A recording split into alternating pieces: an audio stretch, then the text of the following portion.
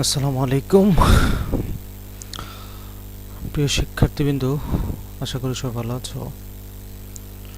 আমরা আজকে unique ID form নিয়ে একটু কথা বলবো, যে ইউনিক আইডি ফর্মটি কিভাবে ফিল আপ করতে হবে। অনেকে এই বিষয়ে তথ্য চাচ্ছ।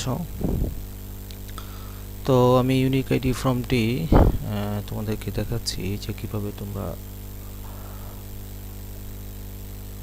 পূরণ করবা।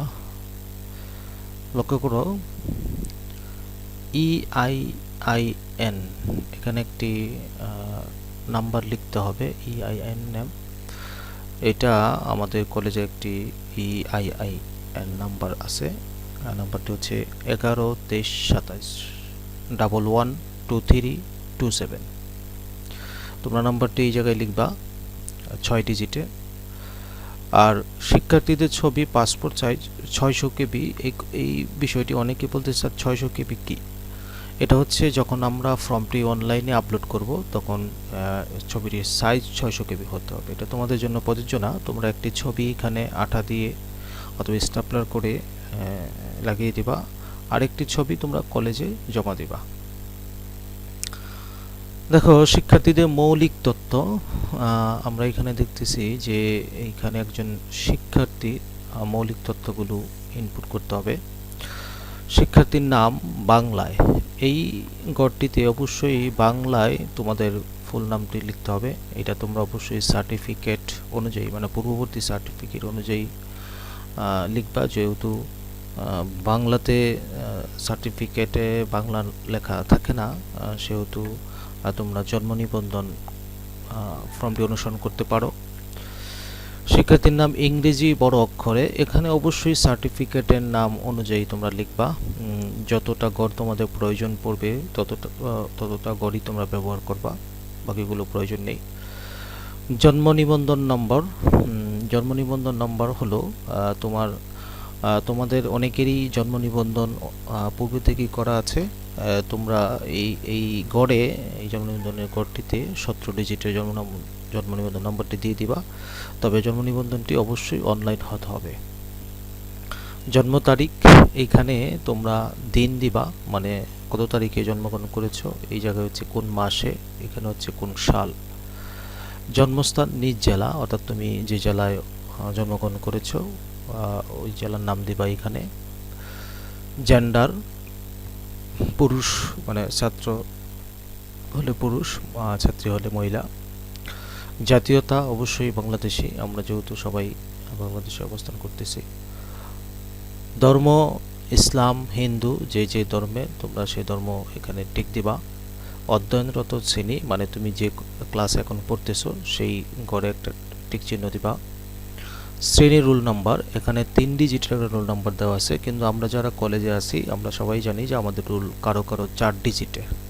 বিশেষ করে ইন্টারমিডিয়েট মানে মানবিক শাখার রোল, সব রোলেই সব শিক্ষার্থীদের রোলই 4 ডিজিটের। ব্যবসায় শিক্ষা শাখার সব ছাত্রছাত্রীদের রোলই 4 ডিজিটের।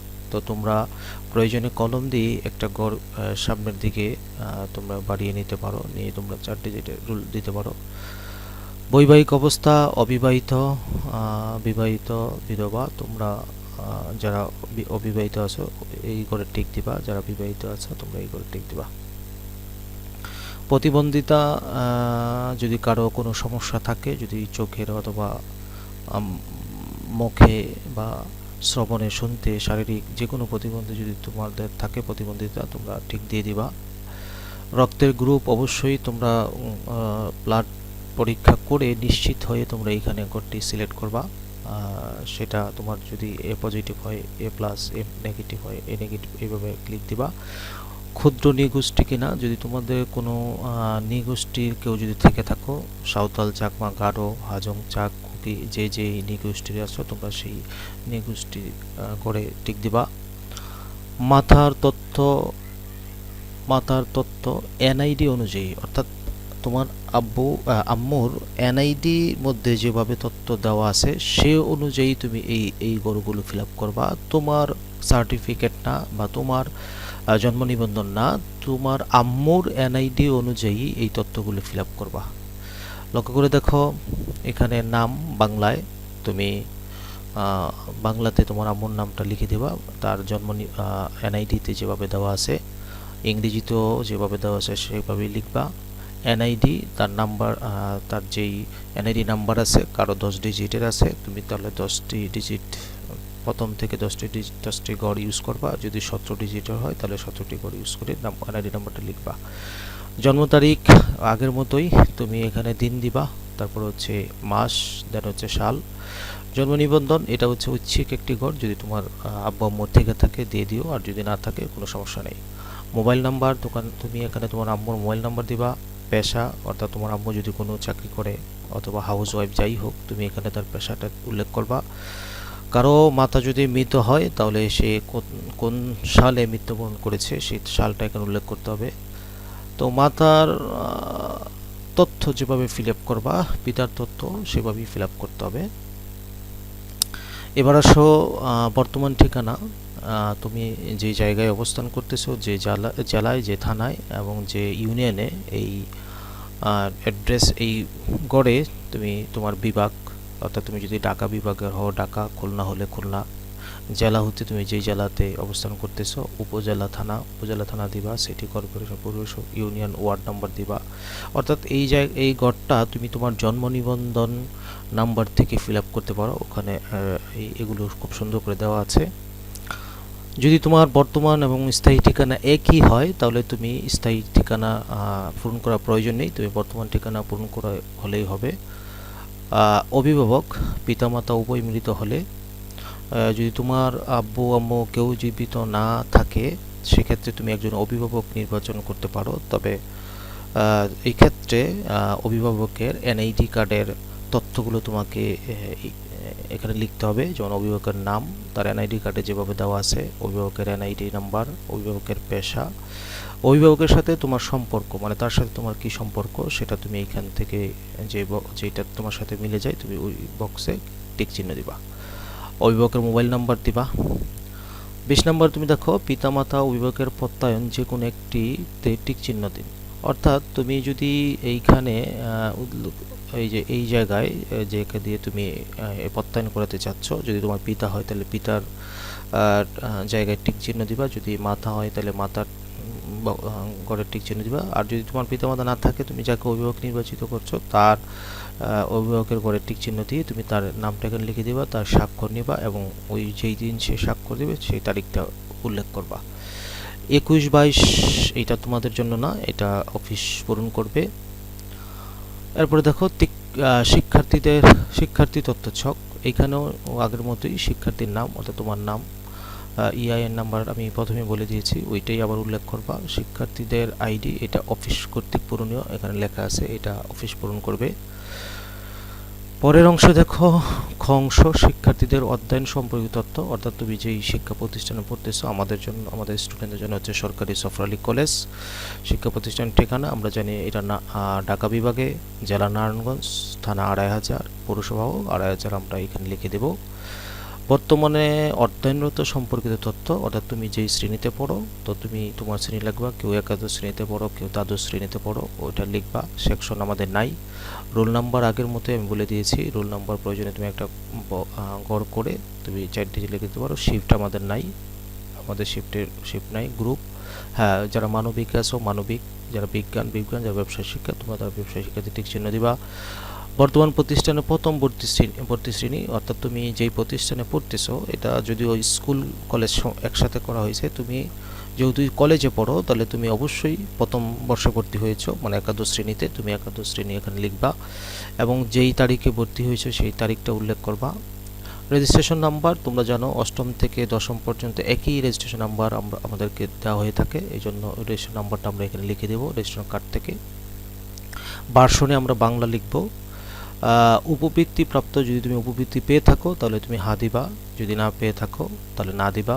মেধাবৃত্তি, যদি তুমি বৃত্তি পেয়ে থাকো তাহলে হা, না পেলে না।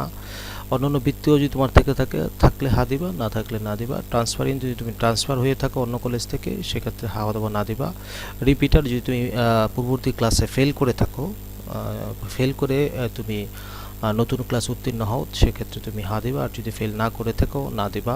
পূর্ববর্তী শ্রেণী পরীক্ষার ফলাফল এখানে হচ্ছে একটি গুরুত্বপূর্ণ বিষয়, যে যদি কোনো আমরা যেহেতু মানে দ্বাদশ শ্রেণীর বিষয়টা নিয়ে আজকে কথা বলতেছি, যদি একাদশ সেম পর্যায়ে হবে, তারপরে দ্বাদশ শ্রেণী নিয়ে যেহেতু আমরা কথা বলতেছি, তাহলে যারা দ্বাদশ শ্রেণীতে আসো তোমরা এই পিএসসি মানে হচ্ছে আমরা জানি সমাপনী পরীক্ষা হয় ক্লাস 5-এ, ওই পিএসসির আমরা পিএসসির রুলটা দিয়ে দিব, শিক্ষা প্রতিষ্ঠান নাম দিয়ে দেবো, তার যদি EIN থাকে নাম্বারটা থাকে ওটা আমরা দিয়ে দিব, বোর্ড দিয়ে দিব, বোর্ড যেহেতু আমরা যে বোর্ড থেকে পরীক্ষা দিয়েছি, জিপিএ দিয়ে দিব, পরীক্ষার বছর দিয়ে দিব। ষষ্ঠ সপ্তম এগুলো যেহেতু স্কুলের, এই ক্ষেত্রে আমরা হয়তো বোর্ড দিব না, শুধু বার্ষিক পরীক্ষা আমরা এইটা প্রত্যেকটাতেই আমরা বার্ষিক পরীক্ষা দিয়ে এসেছি।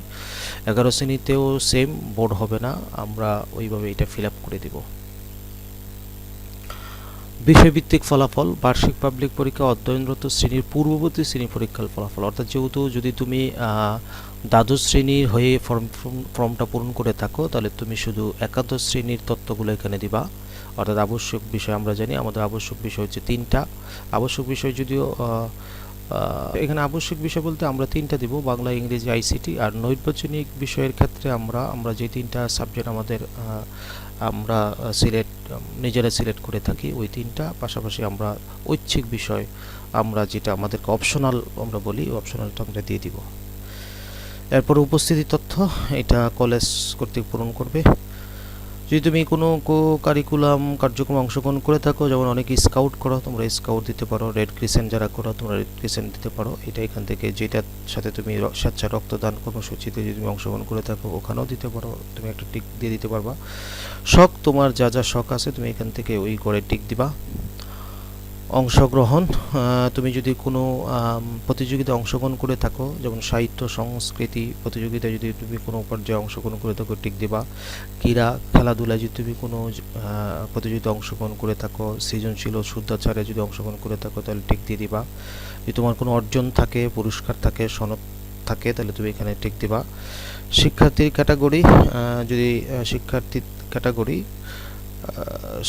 ক্যাটাগরির ক্ষেত্রে, অর্থাৎ তোমার পিতামাতা যদি কাজ মানে কোনো জব করে থাকে তাহলে সেক্ষেত্রে কর্মজীবী 1। আর যদি তোমাদের পিতামাতার যদি সম্পদ না থেকে থাকে, মানে ভূমিহীন হয়ে থাকে, তাহলে তুমি ভূমিহীন এই জায়গায় টিক দিবা। মুক্তিযোদ্ধার নাতি নাতনি হলে টিক দিবা, অনাথ বা এতিম হলে তোমরা এখান থেকে টিক দিবা। তারপরে শিক্ষার্থীদের স্বাক্ষর, তুমি এই গড়ে এই স্বাক্ষর করবা, আর এই তারিখের গড়ে তারিখ দিবা। শ্রেণী শিক্ষকের স্বাক্ষর, এটা শ্রেণী শিক্ষক কর্তৃক পূরণ করা হবে।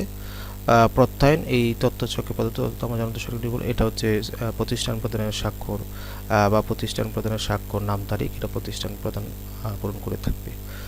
তো আশা করছি তোমরা বুঝতে পারছো যে আমরা মানে এই ফর্মটা কিভাবে ফিল আপ করবো। এরপরেও যদি কারো কোনো সমস্যা থাকে তাহলে আমার সাথে যোগাযোগ করো, অথবা আমার পেজে তোমরা কমেন্টস করে জানাও, আমি চেষ্টা করবো তোমাদের প্রশ্ন উত্তর দেওয়ার জন্য। ধন্যবাদ সবাইকে, ভালো থাকো, আল্লাহ হাফেজ।